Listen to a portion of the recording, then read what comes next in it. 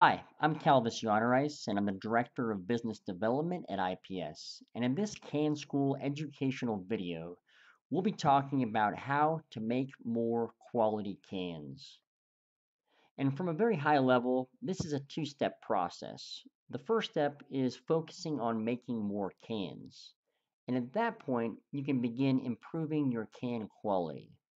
So let's start at the beginning and look at making more cans. Standing in the way of making more cans are really two things: downtime and spoilage. So, two of the major causes of downtime and spoilage that we'll be focusing on in this lecture, specifically in the Bodymaker, have to do with alignment and tooling. And so, where do we start? Well, in a balanced Bodymaker process, it's important to pay attention to both alignment and tooling. Both are important to achieve success. So let's start off with alignment. Now, in this animation, we want to focus on a couple of components and a couple of steps of the process. So the first thing that happens inside the Bodymaker is that the cup falls into the cup locator. At this point, the redraw sleeve will insert itself into the cup and it will press itself against the surface of the redraw die. At this point, the drawing and ironing will occur through the tool pack, and eventually it will hit the domer. After the domer, the can will be stripped off of the punch by the stripper assembly. And we'll look at this one more time so that we have a good image of how this actually works before we get into our diagram.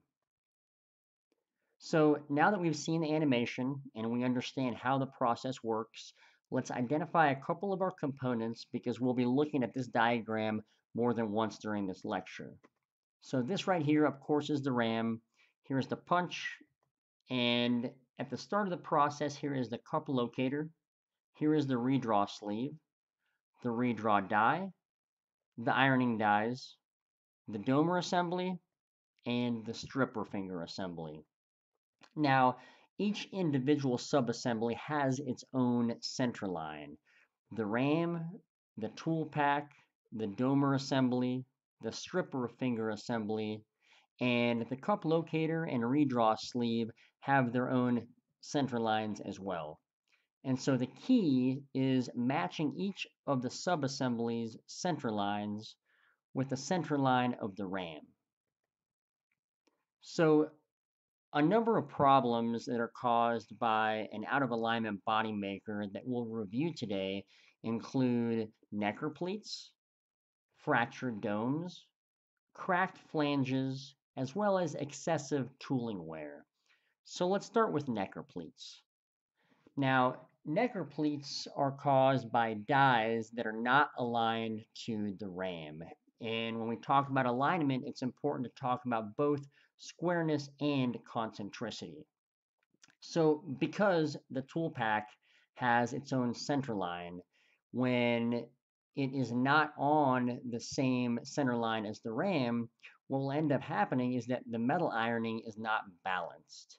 And we see here in these detailed views that the top detail has less metal than the bottom detail.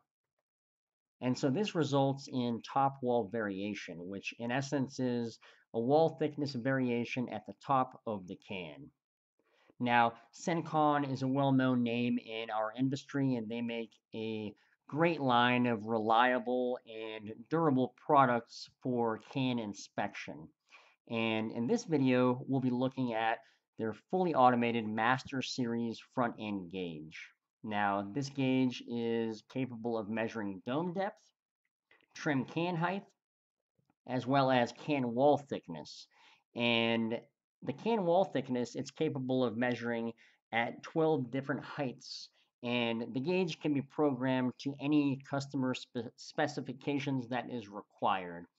For the purposes of this video, what we'll be doing is looking only at how this gauge measures wall thickness. For other information about Sencon, we'll put more details into the description of this YouTube video. But as you can see here, the probe comes down and measures the top wall thickness at various radial locations around the can. And if there are significant differences, it means that there is top wall variation. And where this causes problems is in the necker. So when looking at the necker process, we'll look at a section view of one of the necker stages. So this here is the necking die. Here we have the knockout, and of course the top of the can. And we'll quickly show an animation of the necking process. So just like so many other processes in can manufacturing, necking requires balance. And so when we have top wall variation, as we see here, you have a necking process that is out of balance, meaning that one side of the can has more metal and the other has less metal. And so the side of the can that has less metal, this is where we have the potential to see necker pleats. So if we walk this all the way back to the beginning, this all started with poor bodymaker alignment, which led to top wall variation and eventually necker pleats. Now, the cause of fractured domes is very similar. It is caused by the domer not being aligned to the ram. And again, you have independent center lines, which, when not aligned, gives potential for fractured domes. Cracked flanges, again, are very similar. And these start with the cup locator or redraw sleeve not aligned to the ram. And so if we remember back to the animation, it's very important that when the cup is located, that when the punch strikes the cup and begins to draw the can into its final diameter, that the punch center line is striking the cup at the center line of the cup. Otherwise, you will have more metal on one side of the can than the other. And so with this type of misalignment, the result is what we call sugar scoop. And so sugar scoop is when on the untrimmed can edge, you have one side that is taller and one side that is shorter. And so sugar scoop can also be caused by misalignment of the punch to the dies. So it's the same cause that you would get for top wall variation. So that's worth noting. But sugar scoop can result in short trim. And so what we've drawn here is the line at which the can would be trimmed by the trimmer. And the thing that's worth pointing out is that the trimmer is supposed to trim off enough metal to eliminate the work hardened edge. And with this can that has sugar scoop, in sections that are low, such as these, the trim may not eliminate the entire work hardened edge. And with a work hardened edge, you have potential for cracked flanges inside of the necker flanger. And finally, it's excess tooling wear. Now, that is just a general thing that happens from misalignment of subassemblies. So, for a body maker and its tooling to function optimally, the center lines need to be on the same center line. And so, when they're off balance, you have more forces acting on the tools. And with more forces acting on the tools, you get decreased tooling life, and typically this can be seen on third ironing dies that experience excessive tooling wear. So how do we align body makers? Well, we have two options. One is static alignment, which is alignment while the body maker is not moving. The second is dynamic alignment, which is alignment while the body maker is moving. So which is more effective? Well, let's look at a detailed section of the body maker. And up until this point, we have been focusing on this section of the body maker, from the domer to the end of the ram. But at this point, we're going to add two more components, which are going to be the ram bushings. Now, the purpose of the ram bushings is to provide support to the ram while it moves, allowing it to move in a nice, smooth, straight line.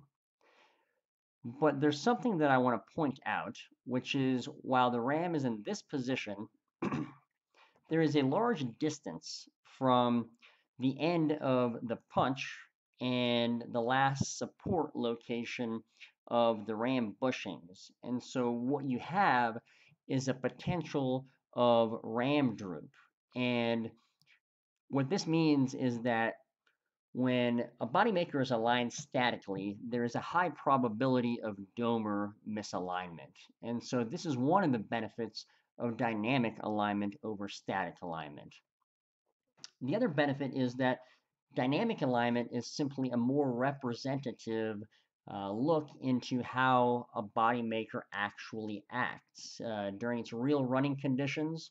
And a dynamic alignment will take into account many measurements over many cycles. So it is simply more accurate. So let's look at the advanced alignment options available. And for dynamic alignment, it is all about the free stroke analyzer by Delta H technology.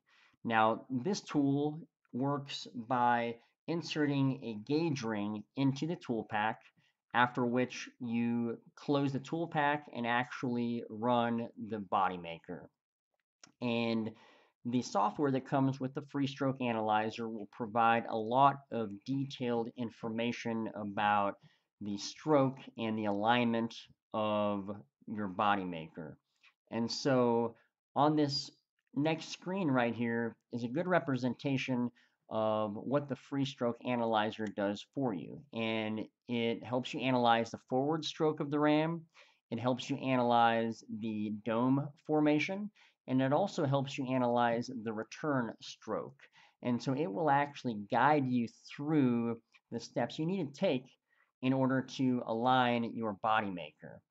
What it will also do is give you any warnings that something may be off with your body maker, whether it is something called ram drift, which is caused by uneven heating or cooling of the ram during motion, or other problems that require attention other than simple alignment. The free stroke analyzer gives you lots of useful information. Something else worth pointing out is that in our industry, as machine speeds are continually increasing and wall thicknesses are continually getting thinner, the window of operation when it comes to alignment is getting smaller and smaller. And so a tool like the free stroke analyzer is very important for moving forward into these higher speeds and lighter weight cans. More information about Delta H and the free stroke analyzer can be found in the description of this YouTube video. And a final piece of information that we'll be talking about here is an advanced alignment option, which is designed and sold by IPS. It's called the RAM Align, and the purpose of this alignment tool is to focus on some of the commonly overlooked components of the body maker, specifically the cup locator, the redraw sleeve, and the stripper finger assembly. And so by aligning these individual subassemblies, the RAM-Align is a perfect accompanying tool to something like the free stroke analyzer. Giving you a couple of high-level details of what you're seeing here, it all starts with the master alignment fixture, which sits in the tooling cradle, and the sliding alignment shaft is what holds the center line of the RAM. Now, we also provide a rotating dial indicator that helps verify once you've aligned something that it is truly aligned. And so the essence of the RAM line is that not only it allows these subassemblies to be aligned, it allows them to be easily aligned. So by providing adapters for the cup locator, adapters for the redraw sleeve, and adapters for the stripper finger assembly, aligning these individual components is very, very simple. We simply slide the alignment shaft to interface with these adapters, and then you insert the adapters into the cup locator, into the redraw sleeve, and into the stripper finger assembly, and you tighten down your subassemblies on the center line of the RAM. This is the end of part one of this video lecture. If you like this video, if you learned anything, please like us on YouTube, share this video with a colleague, and part two will be out in about a week. In the meantime, if you have any questions, please feel free to visit our website, shoot us an email, or give us a call.